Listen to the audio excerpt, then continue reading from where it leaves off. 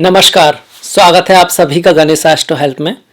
मैं हूं आपके साथ डॉक्टर दिलीप और बहुत बहुत स्वागत करता हूं आपका ज्योतिष के इस प्रोग्राम में।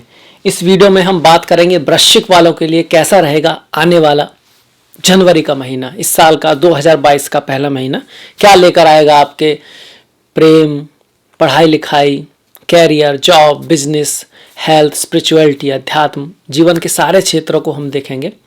तो सीधे आ जाते हैं आपकी कुंडली पर।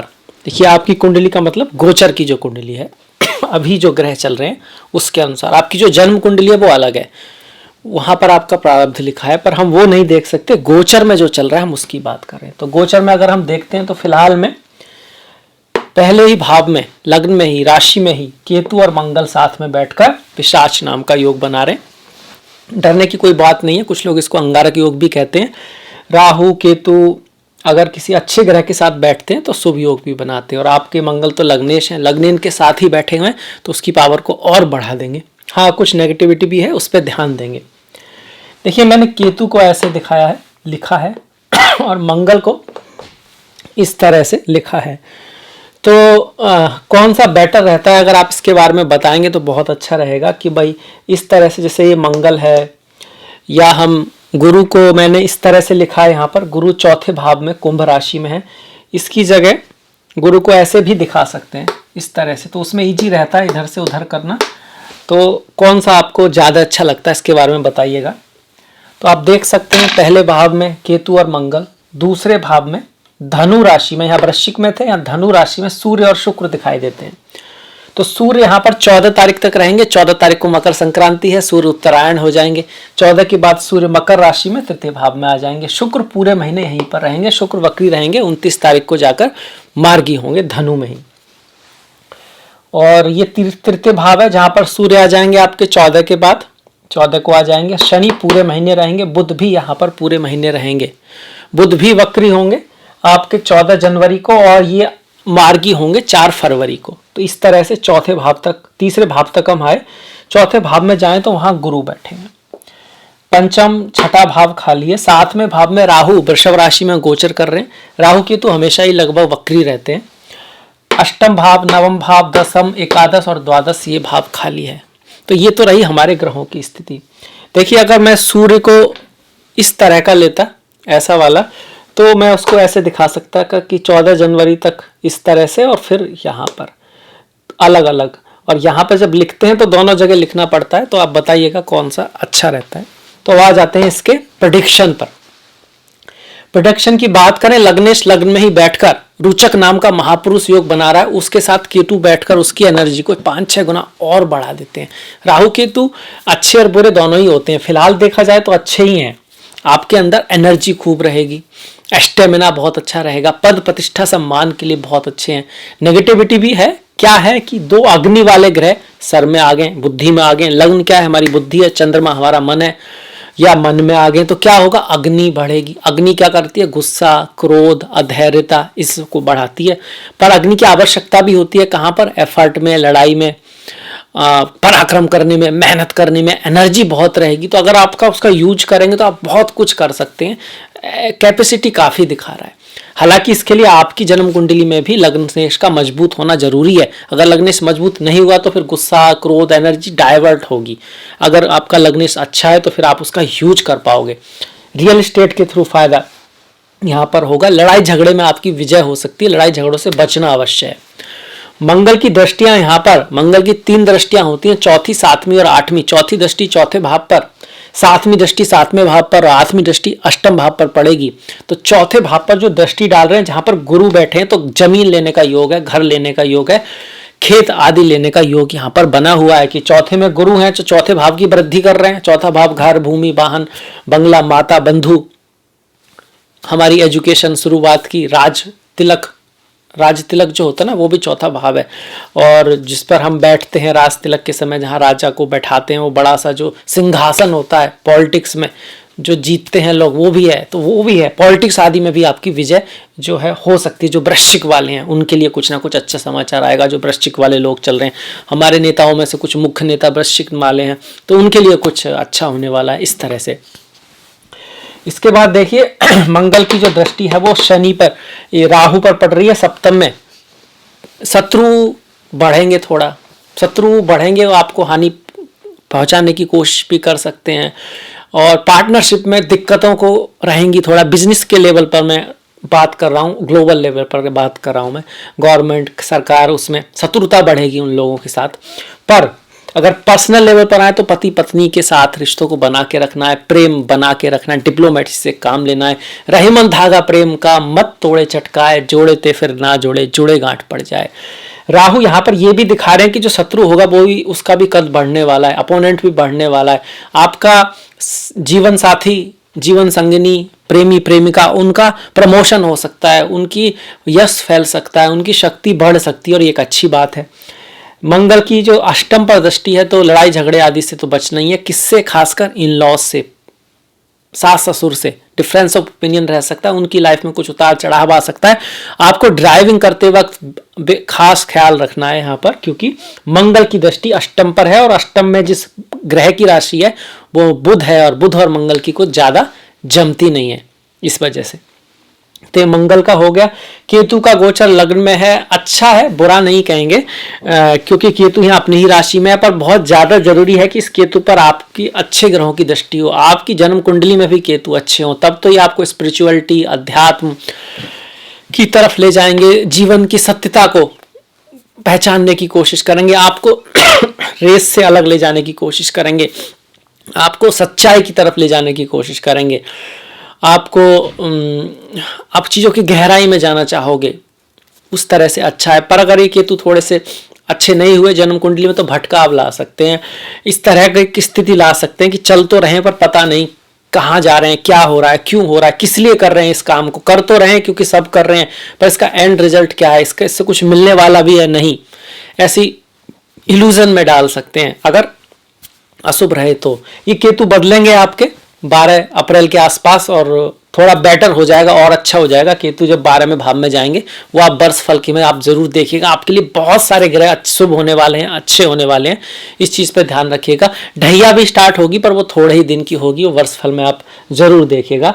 तो केतु का यह, केतु के लिए भगवान श्री हरिविष्णु के मत्स्य अवतार का दर्शन करें। उनको दर्शन करते हुए या उनकी याद को रखते हुए अगर मछलियों को आप थोड़ा आटा वगैरह खिलाते हैं तो एक बहुत अच्छा उपाय है। इसके साथ साथ कुत्ते जो होते हैं उनकी सेवा करना, वैसे तो बुधवार को बताते हैं पर आप हर दिन भी कर सकते हैं, बहुत अच्छा रहेगा। गाय, कौवा, कुत्ता, पक्षी, आसपास के पेड़ पौधे, उनका ख्याल रखना। एक धर्म के रास्ते पे चलना बहुत ज़रूरी है, क्योंकि केतु धर्म ध्वजा है, धर्म की भी ध्वजा जो मोक्ष है उसको केतु दिखाते हैं। इसके बाद देखिए द्वितीय भाव में शुक्र हैं और सूर्य हैं।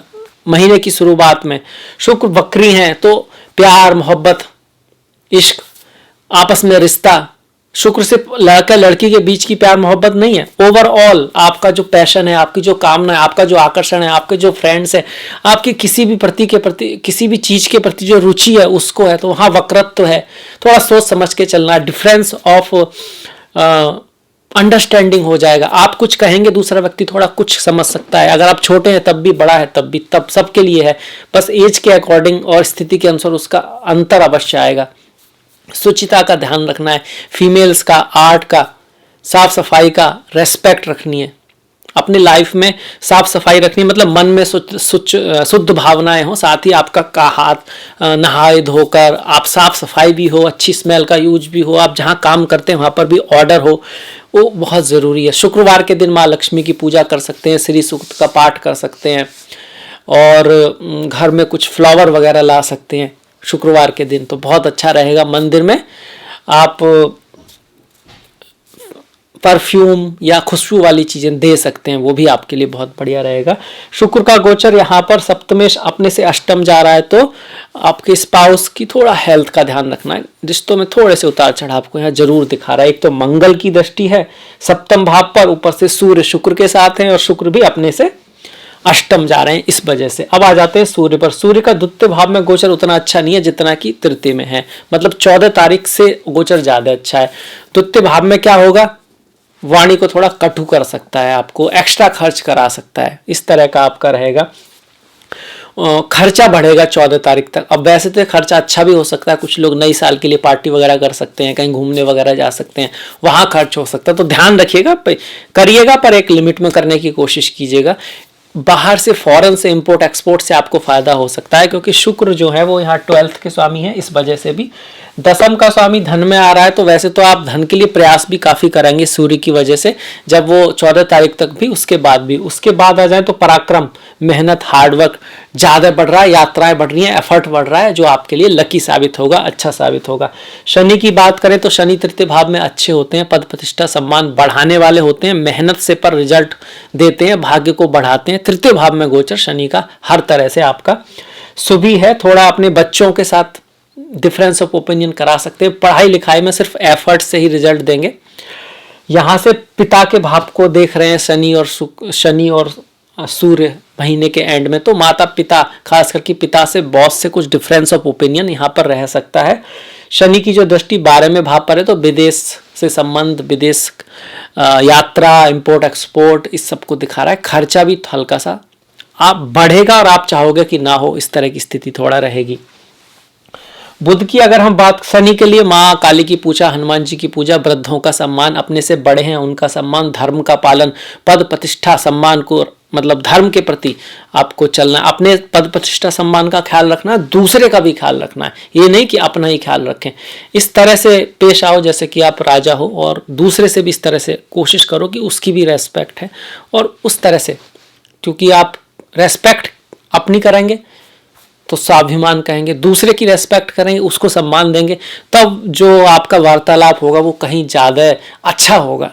अपना भी सम्मान करें, दूसरों का भी सम्मान करें, उसी तरह से किसी भी चीज़ को सॉल्यूशन निकालने की कोशिश करें, तो ज़्यादा अच्छा सॉल्यूशन आप निकाल पाओगे। सूर्य शनि साथ में है, खासकर तब। बुध की अगर हम बात करें तो बुध जो है आपके एकादश भाव के स्वामी हैं और अष्टमेश हैं, बहुत ज़्यादा कारक ग्रह नहीं है, तृतीय भाव में आ रहे हैं। तो छोटे भाई के साथ, पड़ोसियों के साथ थोड़ा बहुत डिफरेंस ऑफ ओपिनियन आने का चांस है, तो उन रिश्तों को बनाकर रखें अपने फ्रेंड्स के साथ, दोस्तों के साथ, छोटे भाई बहनों के साथ, इस चीज़ की आवश्यकता है। हालांकि उनसे आपको धन लाभ की सिचुएशन बन रही है, और उनके जीवन में और आपके जीवन में यात्राओं का पॉसिबिलिटी है। अब्रॉड एजुकेशन के लिए यहाँ पर बुध अच्छे हैं, पढ़ाई लिखाई के लिए बहुत अच्छे हैं, ठीक है। बुध का गोचर तृतीय भाव में अपने आप में शुभ माना जाता है। गुरु चौथे भाव में है, चौथे भाव में गुरु का गोचर ठीक ही कहेंगे, बेस्ट नहीं है, बेस्ट होता है उनका पहले भाव में, पंचम में, नवम में, सप्तम में भी ठीक है उस तरह से, पर चतुर्थ भाव में होकर उनकी दृष्टियां काफी शुभ होती हैं। घर, गाड़ी, भूमि, वाहन, बंगले का योग बनाते हैं, पर अपने घर से दूर ले जाने का, कार्य के क्षेत्र में बहुत सारा कंपटीशन और काम को बढ़ा देने का, थोड़ा सा कि इतना कि समझ में ना आए, तो उस तरह से थोड़ा नेगेटिव। और पॉजिटिविटी की बात करें तो कार्य का मिल जाना, जॉब का लग जाना, उसमें सहायता करते हैं। इसके साथ साथ इनहेरिटेंस आदि दिला सकते हैं। सडन मनी जो आपने नहीं कमाई है, मतलब गिफ्ट आदि दिलाने में उनकी भूमिका रहती है। खर्चे को बना के रखते हैं, फॉरेन ले जाने का इनका योग वो बना रहे हैं। ऐसे में कुंडली में भी कुछ इस तरह का दशा महादशा हो तो बाहर विदेश जाने के लिए अच्छा है। धर्म के प्रति खर्चा करता है व्यक्ति, कुछ अच्छे काम में उसका पैसा खर्च होता है। गुरु यहाँ पर इस तरह के योग बना रहे हैं। गुरु को और शुभ करने के लिए अपने गुरुओं की मन से, दिल से आदर करें, माता पिता की रेस्पेक्ट करें, उनकी बातों को समझने की कोशिश करें। और गुरु यहाँ से ट्रांसफर आदि का योग भी बनाते हैं। जिसको नौकरी नहीं मिली है उसको नौकरी लग सकती है, और ट्रांसफर, चेंज ऑफ प्लेस का जो है योग माना जाता है, क्योंकि गुरु भारी होते हैं और खासकर चौथे भाव में जब आते हैं तो उस जगह से आपको दूर ले जाने की कोशिश करते हैं गोचर में। घर, गाड़ी, भूमि, वाहन, बंगला खरीदने के लिए अच्छा है। इसके बाद देखिए पंचमेश जो है वो आपका एकादश भाव में है, तो पढ़ाई लिखाई के लिए ठीक है, एजुकेशन के लिए बढ़िया है। इसके साथ साथ द्वितीयेश जो है चौथे भाव में आ रहा है, मतलब रियल एस्टेट, जमीन आदि से आपको लाभ हो सकता है, ये आपका योग बना हुआ है। षष्ठेश आपका लग्न में है, लड़ाई झगड़े आदि से बच के रहना है, मतलब रोग ऋण शत्रु आपके पास आ रहा है, आप खुद कुछ खा पी सकते हैं ऐसा कि सेहत थोड़ी खराब हो जाए, किसी लड़ाई झगड़ा जिसमें आपका भी रोल हो ऐसा हो सकता है, इस चीज़ का ख्याल रखें। रेमेडी के रूप में हनुमान जी की पूजा करें, मीठे का प्रसाद, ये सब बहुत अच्छा रहेगा। राहु है सप्तम भाव में। देखिए जहाँ रिश्तों की बात आए तो किसी भी निर्णय पर जल्दी से मत पहुंचिएगा। राहु धुआं बना देते हैं, धुएं की कुछ चीज़ बनाते हैं, मतलब अनरियलिस्टिक, आपको ऐसा लगता है, आपको ऐसा लग रहा है कि ऐसा हो सकता है, आपने ऐसा सुना है पर वो सुनने में गलती होगी, आपने कुछ देखा है जिसका आप अर्थ कुछ निकाल रहे हैं पर वास्तव में वो कुछ और हो सकता है। तो चीज़ों को पूरी तरह जाने बिना यहाँ रिश्तों में कोई भी निर्णय शक के बेस पर नहीं लेना है। शक जो है राहु का दूसरा नाम है। शक के बेस पर बहुत लोग बहुत बड़ा बड़ा स्टेप ले लेते हैं, जबकि लेना छोटा भी स्टेप नहीं चाहिए। उस चीज़ को ध्यान रखना चाहिए जब तक कि कोई बात कंफर्म ना हो तब तक। राहु 12 में सप्तम भाव में आपके बिजनेस को फैला सकते हैं, बढ़ा सकते हैं, विदेशों से आपका ताल्लुक करा सकते हैं। दूसरी शादी मतलब आपकी किसी कारण से एक शादी टूट गई या कुछ भी हुआ है तो दूसरी शादी के लिए राहु यहाँ पर ठीक है। इसके साथ साथ इन लॉज के साथ रिश्तों को बना के रखें, उनके साथ दिक्कत करा सकते हैं, इन लॉज की लाइफ में कोई दिक्कत आ सकती है, इस चीज़ का ख्याल रखें। यात्रा करते वक्त अब्रॉड जाते वक्त भी थोड़ा सा आपको समझदारी से काम लेना होगा राहु की सप्तम में स्थिति के समय। और पढ़ाई लिखाई के लिए ठीक है, स्कॉलरशिप के लिए अच्छे हैं। इसके बाद देखिए आपका अष्टम भाव का स्वामी तृतीय भाव में आ रहा है, तो जो मैं बता चुका हूं कि भाई बहनों के साथ रिश्तों को थोड़ा संभाल के रखना है। पराक्रम से गलती नहीं करनी है, मतलब खुद ही कई बार हम जानते हैं कि ये नहीं करना है फिर भी वही करते हैं। आप कहोगे भाई ऐसे कैसे, नहीं भाई सभी ऐसा ही करते हैं। जानते हैं कि दौड़ने जाना है पर फेसबुक देखते हैं, जानते हैं कि पढ़ाई करनी है पर चेस खेलते हैं, जानते हैं कि भाई कब योगा करना है कब नहीं करना है पर योगा की जगह जलेबी खाते हैं। तो हम बहुत कुछ जानते हैं, तो जब हम कहते हैं ना मुझे सब पता है, तो पता तो सबको है, फॉलो कीजिए। लाइफ में फॉलो करना बहुत इंपॉर्टेंट है। जब तक कुछ करेंगे नहीं, जब तक कुछ बदलेंगे नहीं, कुछ बदलने वाला भी नहीं है, और वो भी एक दिन बदलने से काम नहीं चलेगा, लगातार कोशिश करनी होगी। इसके बाद देखिए जो दसम का स्वामी है वो द्वितीय में तृतीय में रहेगा। ये क्या दिखा रहा है, दसम का स्वामी द्वितीय में जाना अच्छी बात है। आप मेहनत करोगे, एफर्ट करोगे अपने परिवार के लिए, अपनी फैमिली के लिए, अपने पद प्रतिष्ठा सम्मान के लिए, आप कोशिश करोगे आपकी महत्वाकांक्षाओं के लिए, ये बहुत बढ़िया है जो सूर्य इसको दिखा रहे हैं। एकादश का स्वामी आपके तृतीय भाव में आ रहा है, तो आपके फ्रेंड्स से, नेटवर्क सर्किल से, आपके बड़े भाई बहन से आपको कुछ लाभ हो सकता है। और अपने जितना आपका नेटवर्क रहेगा, यात्राएं ट्रैवल रहेंगी, जितने आप एक्टिव रहोगे इतना आपके लिए बढ़िया रहेगा। आलस से बिल्कुल ना करें। 12वें भाव का स्वामी द्वितीय भाव में है, विदेश का स्वामी द्वितीय भाव में है, खर्चे का, हॉस्पिटल का, जेल का स्वामी द्वितीय भाव में है। अपने स्वास्थ्य का ध्यान रखना है, लड़ाई झगड़े से बचना, इंपोर्ट एक्सपोर्ट से फायदा होगा, पैसे का खर्च आ सकता है, विदेश जाने की कुछ हो सकता, आप या आपकी फैमिली में से कोई विदेश बाहर या उसकी यात्रा का योग यहाँ पे बहुत अच्छा बना हुआ है। तो ये तो हो गया आपका वृश्चिक का इस महीने का राशिफल। अब आ जाते हैं कि भाई इस महीने किस चीज़ का दान करें, कुछ इस तरह का किया जाए, कुछ शुभ चीज़ें इस महीने के लिए हम क्या कर सकते हैं जो बेस्ट जो दिखाई पड़ती हैं इस महीने के लिए। देखिए इस महीने तृतीय भाव में शनि हैं, सूर्य हैं, बुध हैं और शनि भाग्य को देख रहे हैं, तो माँ काली और हनुमान जी की पूजा बहुत बढ़िया रहेगी। हरी चीज़ों का दान करना बुधवार को आप करके देखिए, और गणेश जी की पूजा, आपके महीने में कुछ ना कुछ सुधार अवश्य आएगा। अब देखिए आ जाते हैं इस महीने के त्योहारों के ऊपर। 1 तारीख को 1 जनवरी 2022 को शनिवार को शिवरात्रि है। चिदानंद रूपा शिवोहम मन बुद्धि अहंकार चित्तानि नाहम, ना तो मन हूं ना बुद्धि हूं ना अहंकार हूं, चित्त भी मैं नहीं हूं तो कौन हूं, चिदानंद रूपा शिवोहम मतलब सबका जो आधार है, जो हर जगह है, जो हर कण कण में है, जिसके अंदर सब कुछ है, वही मैं हूँ, वही शिव मैं भी हूँ, उसका अंश मैं भी हूँ, जो कृष्णा भी कहते हैं। 2 तारीख को रविवार को पौष अमावस्या है। अमावस्या को हम पूर्वजों से जोड़ते हैं, तो दान करना और ध्यान करना, ये 2 चीज़ें अमावस्या में बहुत इंपॉर्टेंट है। इसके साथ साथ तीसरी चीज़ पितरों के प्रति कुछ दान करना, पूजा करना, गीता के सप्तम द्वितीय अध्याय का पढ़ना, उसको जीवन में उतारना। 13 तारीख को पुत्रदा, गुरुवार को पुत्रदा एकादशी है। पुत्र की कामना करने वाले, पुत्री की कामना के लिए, संतान की कामना के लिए, पुत्र और पुत्री एक ही हैं, बिल्कुल एक हैं, उनकी कामना के लिए अच्छा है।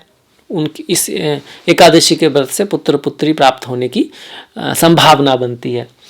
14 तारीख को शुक्रवार को मकर संक्रांति है, सूर्य उत्तरायण होंगे, शुभ समय की शुरुआत है। ऐसा माना जाता है कि ज्ञान बढ़ता है और एक तरह का शुभ समय मानते हैं जब सूर्य उत्तरायण होते हैं, देवताओं की तरफ जाते हैं। इसके साथ साथ 15 तारीख को शनिवार को प्रदोष व्रत है और 14 तारीख को सोमवार को पूर्णिमा है, जो चंद्रमा का व्रत है, धन से जुड़ा हुआ है, धन से जुड़ा हुआ है और ओवरऑल प्रॉस्पेरिटी को दिखाता है, मन की चंचलता को समाप्त करता है, लक्ष्मी माँ को जीवन में लाने की एक तरह का प्रयास है। और वैसे भी जो व्रत होते हैं हमारे सेहत को सुधारते हैं, सेहत सुधरेगी तो मन सुधरेगा, मन और सेहत दोनों सुधरे हुए तो आपके कर्म सुधरेंगे, और कर्म सुधरे तो फिर क्या नहीं सुधर सकता, कर्म ही तो आधार है। इसके बाद देखिए 21 तारीख को शुक्रवार को संकष्टी है, 28 तारीख को शुक्रवार को सठ तिला एकादशी है। एकादशी का व्रत जो भगवान श्री हरि विष्णु के भक्त हैं उनके लिए बहुत महत्वपूर्ण है। 30 तारीख को रविवार को मासिक शिवरात्रि है, ओम नमः शिवाय। तो इस तरह से आपके इस महीने के व्रत भी हो गए। मुझे आशा है आपको ये वीडियो पसंद आएगा, अच्छा लगेगा, तो प्लीज़ लाइक कीजिएगा, शेयर कीजिएगा, घंटी वाला बटन दबाना मत भूलिएगा।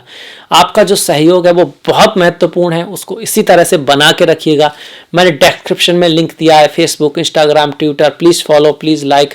आपसे मुलाकात होगी नेक्स्ट वीडियो में, तब तक अपना ख्याल रखें, अपनों का ख्याल रखें, सभी का ख्याल रखें। नमस्कार।